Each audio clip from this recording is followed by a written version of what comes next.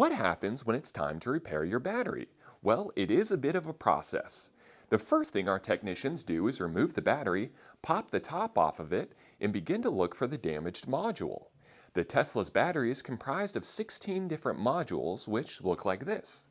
Once you've identified the damaged module, you then begin to look for a damaged cell or some sort of greater damage.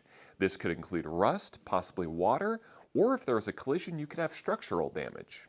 We then repair or replace the cell or module and then place it back into the battery. The battery must then be balanced to ensure all the modules are using the same voltage, and this is done through a computer system while the battery is slowly charging. From there, it's a matter of charging the battery and getting it back into the vehicle. Of course, this is an abbreviated summary, and there are more technically challenging steps that require extensive electrical experience. Do not attempt at home. There is serious risk of electrocution, injury, or death. If you need to repair, replace, or upgrade your battery, bring it to the experts at EVs Republic.